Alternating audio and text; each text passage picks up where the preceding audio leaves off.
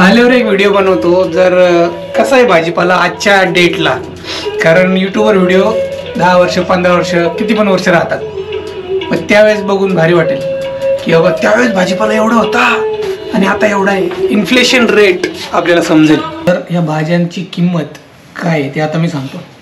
हे छोटे ऑरेंज आहे ते आहे 240 रुपये किलो. 1 किलो आणलेत आम्ही विवांसाठी, गोड असतात ते. आणि हे ॲपल आहेत, तर वेगवेगळे ॲपल आहेत. हे 120 रुपये किलो आहे. आणि याच्यात जे खाली संत्रा आहे ते घरचे आहेत. हे ऑलरेडी प्रियंकाने बाहेर काढले. पपई 40 रुपये किलो, 1.5 किलो आहे 60 रुपयाची. आणि आणि याच्यात आहे टोमॅटो 25 रुपयाचे अर्धा किलो. प्रियंका, हे प्रियंकाने आणलाय दोडका, आता माहीत नाही मला. दोडका 20 रुपयाचा आहे ना.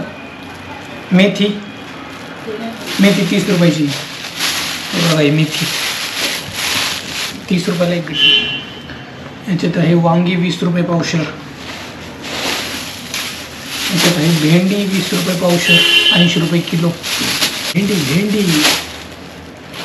याच्यात आहे कोथिंबीर 20 रुपयाला, कारण हे गावरान नाही आहे. एवढा काय वास येतच नाही आहे कोथिंबीरचा. हां, योगच नावाला आहे दिसायला. ती 30 रुपयाला आणली होती मी त्या दिवशी. बेल पेपर 90 रुपयाचे 2 पीस आहेत, म्हणजे 60 रुपये पाव होते, तर त्या हिशोबाने 90 रुपयाचं झालं आहे. थोडं जास्त आहे पावशेरला.